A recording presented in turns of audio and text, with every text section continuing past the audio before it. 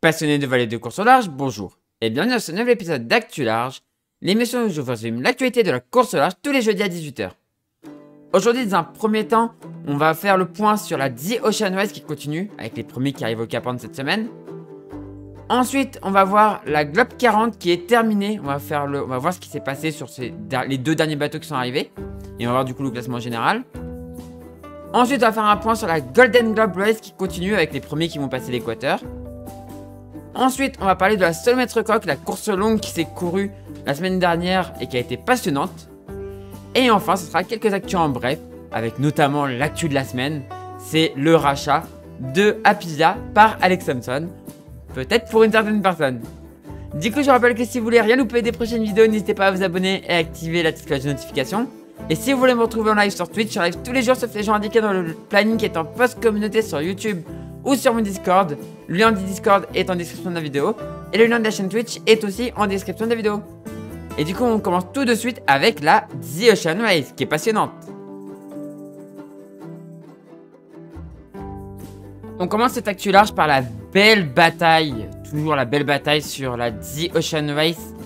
On va voir ce qui s'est passé cette semaine, où on va voir que, comme prévu, ça a resserré, et comme prévu, ça a fait un restart. Et voilà, tous les bateaux serrés l'un à l'autre. Des petites inversions de première place, hein, avec un Malizia qui prend des fois la tête. Ça vient serrer à la zone interdite. Alors, comme d'habitude, je peux pas vous mettre les vents parce que ça bug. Mais voilà, on voit les empennages, donc là, c'est toujours du portant de toute manière. Donc on voit que c'est très serré, hein, c'est très serré. Vraiment un restart quoi, on a eu un restart, c'est trop bien. C'est trop bien. Alors on voit quand même par contre Holcim qui est très bon, hein. Très bon bateau. Très bon équipage. Mais ouais, très bon bateau à surveiller très fortement. À surveiller très fortement ce bateau parce que franchement, ouais. Holcim c'est une dinguerie ce bateau. C'est une dinguerie. Et donc voilà, ils vont arriver au point le plus nord. Et ça en panne. Et là on commence la descente vers le Horn. Voilà, la zone interdite descend vers le Horn. Donc voilà, ça réempanne. Donc là en fait ça joue dans des vents. On va mettre les vents du coup. Voilà, les vents actuellement, donc vous voyez que c'est du VMG, c'est pour ça que ça joue des empannages. Mais ouais, Holcim, je suis impressionné par ce bateau, même si là du coup c'est pas lui qui est en tête, c'est Biotherm qui est en tête, avec sa petite position un peu plus au sud. Là c'est une position qui est pas inintéressante, parce que c'est lui qui chope en premier les vents favorables pour aller vers le Horn. Donc pas inintéressant la position de Biotherm. On a une bataille très rapprochée entre Holcim et Malizia, et par contre Eleven un peu plus en retard. On va regarder la météo pour les prochains jours. Voilà, la dépression avance du coup vers le Cap Horn. Et du coup, là, ça va être un gros bord de vitesse. Ça va être un long bord de vitesse là, à des angles qui devraient pas être dégueulasses pour les IMOCA. Et là, ça devrait aller vite. Alors par contre, la mer risque d'être un petit peu formée. Vu qu'on est à l'arrière d'une dépression, la mer risque d'être assez formée. Et on va avoir un passage du Cap Horn, je pense, assez tonique. On risque d'avoir un passage du Cap Horn assez tonique. Alors au tout début, ça va être très favorable. Et après, par contre, on voit que le vent va passer au nord-ouest. Donc il va sûrement y avoir des bords à tirer. Dont une option, je pense, qui serait d'aller proche ici et après redescendre. Mais... le problème c'est que s'approcher ici, on risque d'avoir encore plus de mer. Donc peut-être que l'option la plus sûre, ce serait de descendre et de passer un peu au large. En tout cas voilà, un passage du Cap Horn, on pouvait le voir, 35 nœuds sur les fichiers. Vous en rajoutez quelques pourcentages pour avoir le vent réel. Ça va être tonique, comme passage du Horn. Par contre, on voit que juste derrière, après le Cap Horn, là, il y a une zone de molle. Donc peut-être qu'ils vont vraiment passer au large pour en fait aller rechoper le vent un peu par là. À voir ce qu'ils vont faire. À voir ce qui va se faire. Après, on voit 64 heures, le vent re-rentre. Donc ouais, il y aura sûrement des bords à tirer. Après, bah, ça va être un début de remontée. Où je pense... Clairement, il va falloir aller chercher l'Est. Il faudra commencer à aller chercher l'Est.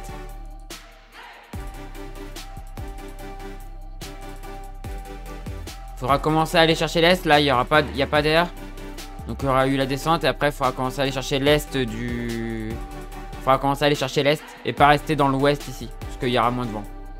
Normalement.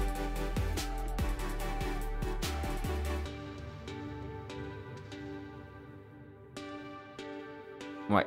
Ouais, faudra aller chercher... Ah, quoique, en fait... Ouais, non, si. L'Est. Clairement l'Est.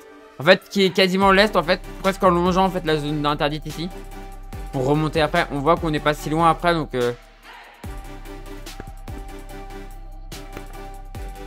on n'est pas si loin après, donc on peut clairement rester comme ça. Donc ouais, 94 heures, ouais. Je pense qu'on peut presque longer en fait la zone interdite pour pouvoir après remonter. Mais on verra qu'est-ce qu'ils vont faire. Ça va être encore super intéressant. C'est toujours en mode restart. Là, il y a toujours tous les bateaux très proches. Hein. Donc Biotherm est en tête, 6,1 000 devant le Sim PRB. Les vitesses, on va voir les vitesses un peu si elles sont semblables. 20 nœuds 8. 16 nœuds 1. Ah, le Biotherm va quand même beaucoup moins vite. Hein. Biotherm va quand même beaucoup moins vite. 19 nœuds, 15 nœuds sur... Ah là, ouais, mais... Ouais, 15 nœuds 3 sur 4 heures. Ah, c'est juste les vitesses instantes qui sont plus rapides, mais sinon sur 4 heures, c'est à peu près la même chose. Donc finalement, ça va, en fait. Finalement, ça va. 16 nœuds, ouais. Non, finalement, c'est assez proche. Et donc, Biotherm est en tête, suivi par le Sim à 6000 derrière. 6,6 000 de retard pour Malaysia. Donc, en fait, ils sont vraiment proches, les deux, là. Et Eleven All Racing à 28 000, c'est le plus loin. C'est le moins bien placé, mais bon. La course est encore longue, voilà. Ça va être encore une folie cette semaine, le passage Jorn et tout, ça va être trop bien. Et bien sûr, on verra comment ça s'est passé dans une semaine dans Actu Large. On continue cette Actu Large par la Globe 40 qui est terminée, ça y est, fin de la Globe 40. Ça va faire bizarre de plus en parler puisque bah, ça a été quand même plusieurs mois d'Actu Large. Hein. Et donc on va voir l'arrivée des deux derniers. Donc bah, l'arrivée du coup de Whiskey Jack. De Griffon Solo 2 pardon. Et ensuite ouais de Whiskey Jack. Donc voilà Griffon Solo 2 qui prend la 3ème place de cette dernière étape. Et Whiskey Jack qui remonte. Et bah, qui finalement, contrairement à ce que j'ai dit la semaine dernière, a réussi à passer avec du vent. A réussi à éviter le gros de la molle. Il a réussi à arriver avant le gros de la molle. Voilà, l'arrivée de Whiskey Jack à Lorient. Et voilà, qui termine du coup cette Globe 40. La Globe 40 est terminée. On va aller voir le classement général. Du coup, au classement général, après 8 étapes, donc les 8 étapes de cette Globe 40, Seikeye du coup l'emporte devant Ahamas en 2ème position. Milai finit 3ème malgré le fait qu'il n'ait pas couru les 2 dernières étapes. Griffon Solo 2 4ème devant Whiskey Jack 5ème. Et malheureusement bah, les abandons. Hein. In Batuta Tribute 2022 qui avait abandonné, je crois c'était au Cap Vert. Et The Globe en solitaire qui avait abandonné en fait dès le départ, le seul bateau français qui avait abandonné dès le départ malheureusement. Donc c'était dommage. Et notamment il y avait Nicolas Boitvézy à bord normalement. Mais bah, malheureusement abandon dès le départ. Et du coup on s'était retrouvé tout de suite à 6 bateaux. Puis à 5. Ce qui m'avait vraiment fait craindre que la course ne se finisse pas. Enfin qu'on n'ait pas de bateau à l'arrivée. Et au final ça s'est quand même fini. Et on a quand même des bateaux à l'arrivée. Donc c'est cool.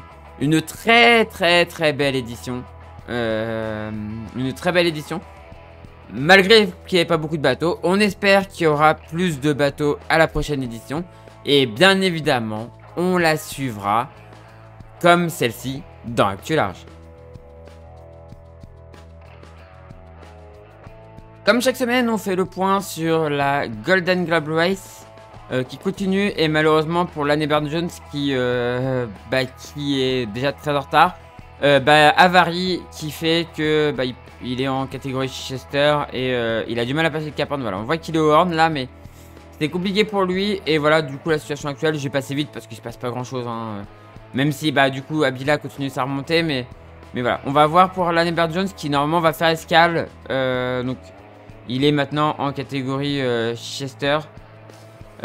Puisqu'il est obligé de faire escale à cause de problèmes techniques. Alors là il est encore marqué en all boat, mais il va faire escale. Et là d'ailleurs il utilise même son GPS du coup de secours, parce qu'ils ont un GPS de secours mais qu'ils n'ont pas le droit d'utiliser, puisque bah, c'est une course à l'ancienne. Mais ils l'ont au cas où quoi. Et là bah en fait il va l'utiliser parce que c'est pas possible quoi. C'est pas possible. Donc voilà, il est au Cap Horn, hein, au Cabo di Hornos. Donc ça y est, il y a plus de bateaux dans le Pacifique. Mais malheureusement du coup pour Lanebert Jones ça signifie une escale. Devant on retrouve Jeremy Backshaw qui continue sa remontée. Et encore derrière, bah, encore un peu devant, on a Michael Hülkenberg qui est esselé totalement. Et bah, là le trio devant, bon, Simon Curven qui est en Chester class, mais qui remonte sur les deux premiers en all boat. Et donc voilà. On va mettre la météo windy pour avoir une idée un petit peu de la météo dans les prochains jours. D'ailleurs le retour hein, dans l'hémisphère nord qui va se faire cette semaine normalement. Avec une Christian qui est bien placée pour passer le poteau noir. Christian qui est très bien placé pour passer le poteau noir. Alors que j'ai Abila un peu moins. On va commencer par l'arrière de la flotte du coup. On va prendre Lanebert Jones même s'il va faire escale, donc on sait pas quand est-ce qu'il repartira. Et pour Jeremy Backshaw, on voit que Jeremy Backshaw il a du vent, bah, les deux ont du vent là, il y a de l'air. Il y a de l'air, même Lanebert Jones c'est un peu fait un petit peu fait ramasser quoi. J'ai pris un bon petit coup de vent.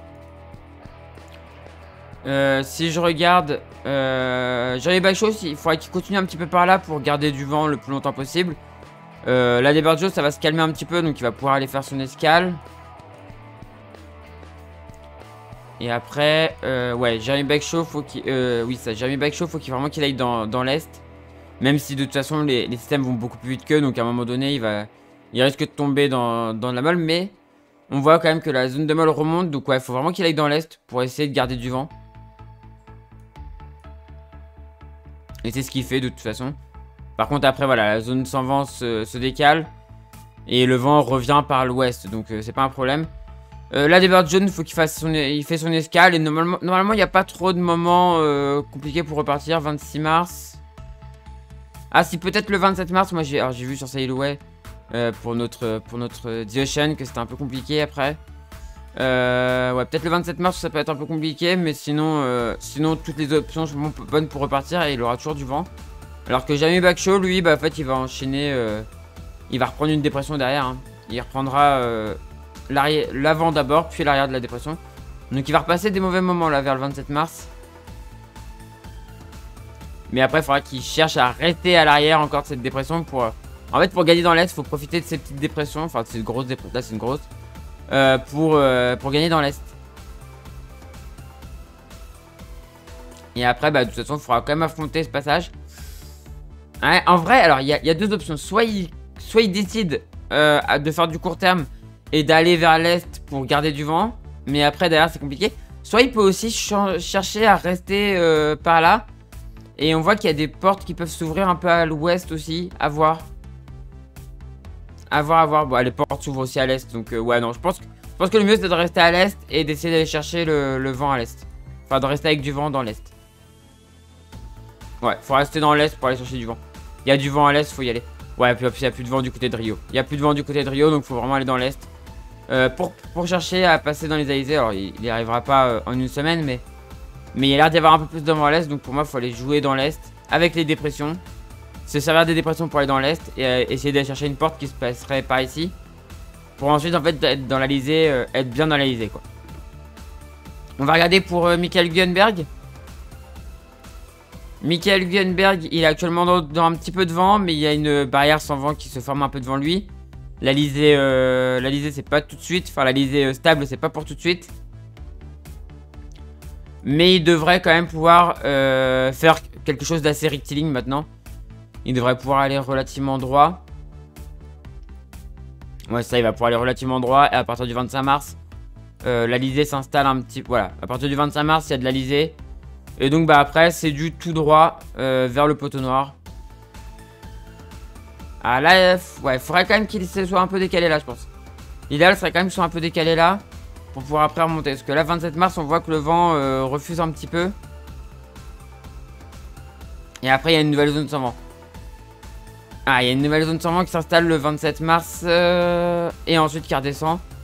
Donc il va sûrement avoir à traverser une petite zone un peu sans vent. Donc où là, il va falloir qu'il fasse comme il peut, hein, clairement. Et ensuite, reprendre tout droit. 28 mars, direction le nord. Et après, 29 mars. Voilà, après, il y a de l'Alizé. Alors, peut-être pas trop forte à certains endroits. Mais il sera sûrement par là. Donc il aura de l'Alizé pour remonter tout droit vers l'équateur. On va regarder pour les 3 premiers du coup. Les 3 premiers avec, je pense, Kristen qui va passer l'équateur. Abila aussi. Simon, j'ai un petit doute. On verra. Mais on va voir. Là, en fait, maintenant, c'est du poteau noir. Donc, je pense que...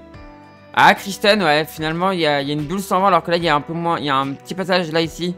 Pour Abila. Abila est peut-être un peu mieux placé pour passer le poteau noir. Abila est peut-être un peu mieux placé pour passer le poteau noir, là. Ah ouais, ça s'ouvre. Clairement, ça s'ouvre. On voit vraiment que ça s'ouvre pour Abila. Désolé, j'ai eu un petit truc. On voit que ça vraiment que ça s'ouvre pour Abila. Et malheureusement, c'est fermé pour Kristen. Pauvre Kristen, quoi. Je vais accélérer. Non, c'est pas là. Hop. Pauvre Kristen, du coup. Ah ouais, c'est vraiment fermé pour elle. Alors que du coup, en fait, Abila et Simon Curven, ils ont vraiment une porte ouverte, en fait. Ils ont vraiment la porte qui est ouverte. Ils ont vraiment plus devant, alors qu'on voit vraiment une zone bien violette devant Kristen. C'est compliqué pour Kristen. Ça va être compliqué pour Kristen. Ah, par contre, là, ça se ferme devant maintenant. C'est chacun son tour. Là, à ce moment-là, ça se ferme devant Abila et Simon. Donc le 26 mars. Donc dans 3 jours. Ça sera fermé. Et ils n'auront pas eu le temps d'avancer assez. Donc ils tomberont dedans quand même. Et ça s'ouvrira un peu pour Kristen. À voir. À voir. C'est pas tout à fait perdu. Là, on voit un petit trait là. C'est l'équateur. En fait. C'est juste qu'avec les grilles et tout, ça change un peu. Mais on voit là, du coup, l'équateur. Ça peut s'ouvrir un petit peu pour Kristen. On lui souhaite, hein, parce que vu la course qu'elle a fait, on lui souhaite vraiment... Enfin, moi, je lui souhaite vraiment la victoire. Et on voit du coup, ouais, Abila derrière. Abila et Simon qui auront la porte fermée. Et là, le petit CA qui va rebloquer Kristen en haut, là. Et après, ouais, ça se réouvre. Le problème, c'est que là, ça se réouvre fort dans l'ouest et c'est pas ouvert dans l'est. Enfin, c'est pas tout à fait ouvert dans l'est. Ouais, malheureusement, je pense que c'est quand même un peu plus favorable pour les mecs dans l'ouest que Kristen dans l'est. Après, l'avantage, quand on arrivera dans les Alizés, c'est que Kristen aura un angle un peu meilleur, donc à voir. Et voilà, 1er avril. 1er avril, il y a un peu moins de vent par là que par là. Ouais, ça va être, je pense, un peu meilleur pour les mecs qui sont à l'ouest. Et Kristen, ça va être un peu plus compliqué, mais on espère qu'elle va réussir à tenir. Et qu'elle sortira... Si elle sort pas en premier dans les Alizés, qu'elle sorte au moins deuxième. Et derrière, elle aura peut-être un petit peu meilleur angle, on verra. Mais en tout cas, ça va être super intéressant ce passage du poteau noir. Ça va être super serré. Enfin, serré. Ça va être jouer à pas grand chose de regagner les Alizés. Et on refera du coup un point dans une semaine dans Actu Large. Mais quelle course longue. Mais quelle belle course que cette course longue de la Solomètre Coq. Alors, on se retrouve là où on s'était lassé la semaine dernière. Et finalement, ouais, l'île de Ré était bien à laisser, bien à contourner. C'est juste qu'ils sont tous arrivés du large en fait. Mais une très belle course. On voit le passage du côté de l'île de Ré où il n'y avait pas de vent. Où Bernard a pris des photos et c'était... Ouais, il n'y avait vraiment pas d'air. Passage sous le pont de l'île de Ré. Passage de la Marque. Et après, par contre, le vent rentre. Et on voit Guillaume qui se met à sa place habituelle, c'est-à-dire devant. On va voir que malheureusement... À ce moment-là, je commençais à pas fanfaronner, mais j'étais content, on va dire. Et on va voir qu'un peu plus tard, bon, j'ai été un peu moins content. Mais bon. Même si à ce moment-là, vous allez voir qu'il va y avoir un petit groupe d'échappés. Ce petit groupe d'échappés, on va pas se cacher. Alors bon, là, ça commence déjà à s'échapper. Il y a un gros groupe d'échappés. Mais vous allez voir que par la suite, il y a 3 échappés en fait. Et ce groupe de 3 échappés me plaisait. Voilà, faisait fanfaronner très fortement Nicolas Chauvin. Donc voilà, on voit le passage proche de... Alors c'est pas un passage obligatoire, mais c'est juste que pour s'abriter des courants et tout, tout le monde a été à la côte. Et là on voit qu'on commence à rentrer dans une période avec plus de vent. Là on rentre dans la période où il y avait un peu plus de... Le vent est monté un petit peu. On a commencé à rentrer au fur et à mesure. Alors on voit à ce moment-là, il n'y a pas encore trop les échappés. Et en fait là il y a un tout petit moment de tamponnement. Et ça permet à 3 de se barrer. Alors on a un bateau qui rentre. Cap, Gelec, Camille Bertel qui rentre. Et on va regarder ce qui s'est passé devant du coup. Voilà le petit groupe d'échappés qui s'échappe. Devant, on va voir un petit peu plus loin quand le classement va vraiment s'établir. Et on voit le 36 dans le groupe d'échappés. C'est pour ça que je fanfaronnais hein. Mais il n'y avait pas que le 36 dans le groupe d'échappés, vous allez voir.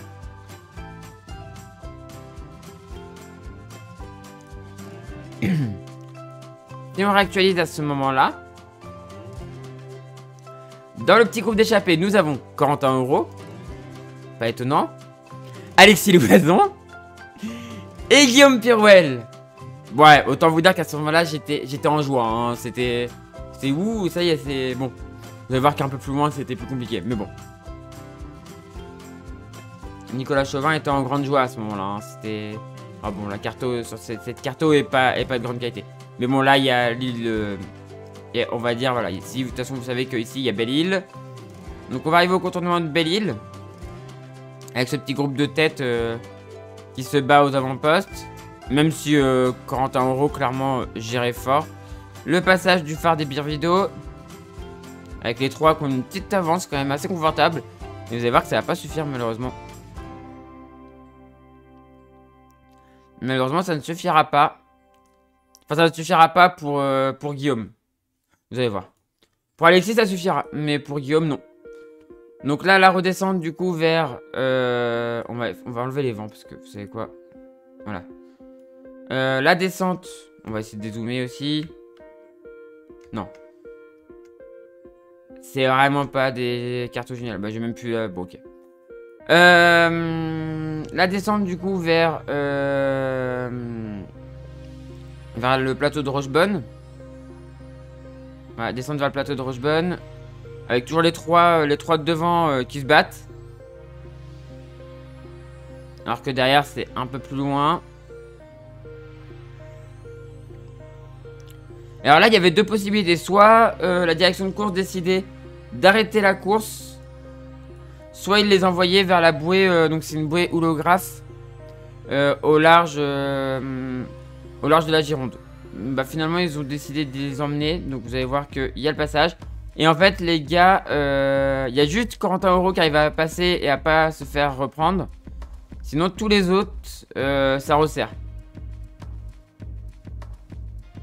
Sinon derrière ça resserre fort. On voit malheureusement d'ailleurs Guillaume hein, qui à ce moment-là se prend une barre de nuages et en fait ne peut pas se faire attraper quoi. Alors qu'on peut, si on zoome un petit peu, on va voir que... Alors il y a des bateaux d'ailleurs qui abandonnent, hein, il y a d'autres bateaux qui avaient abandonné, notamment au nord. On ne les a pas vus mais il y a des bateaux qui ont abandonné. Et on voit par contre que... Alexis Loison, normalement, est toujours bien placé. Et là, on retrouve Elodie Bonafous. Voilà, Alexis Loison qui est juste là, à la bataille avec Gaston Morvan. La descente vers la marque qui se fait assez rapidement. Voilà, descente vers la marque. Ça passe la marque. Belle avance pour Corentin Euro. Derrière, Région Normandie a réussi à revenir à la 2e position. Sauf que, remanque de chance, barre de nuages encore, et il se fait reprendre. Alors que Corentin Euro, lui, gère très bien.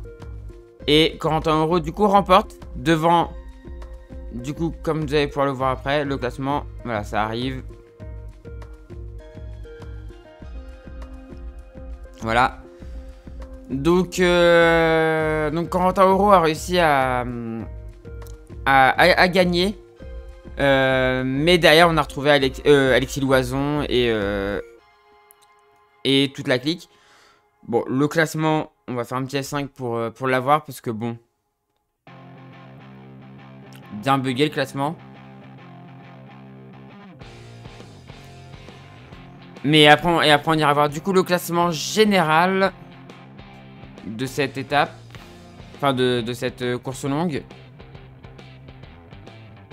Et du coup, j'ai enfin réussi à charger la fiche à l'arrivée, enfin le classement à l'arrivée. Et donc voilà, Corentin Auro a gagné devant Alexis Loison. Elodie Bonafous, très belle 3ème place. Devant Gaston Morvan 4ème. Basile Bourdon 5ème devant Loïs Béréard 6ème. Malheureusement Guillaume 7ème devant Tom Dolan 8ème. Derrière, on retrouve Arthur Hubert 9ème devant Alexis Thomas 10ème.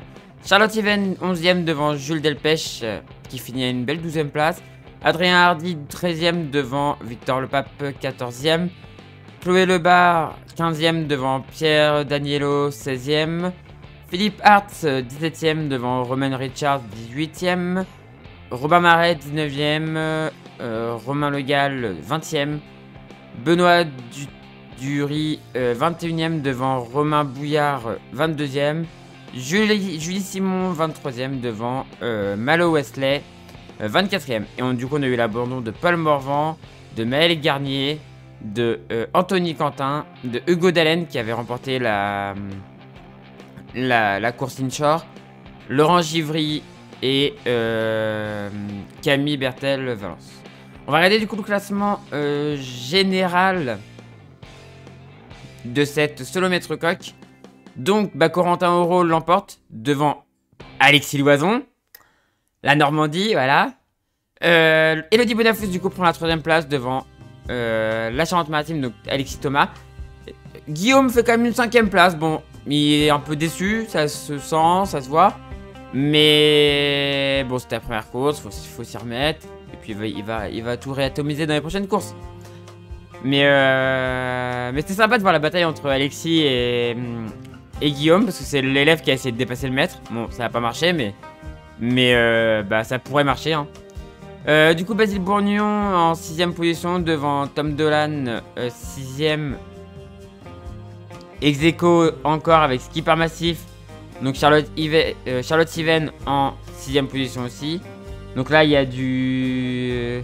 C'est de l'ex-aequo, mais en gros... on retrouve du coup Tom Dolan qui prend en fait une 7ème place et Charlotte Yven 8ème place.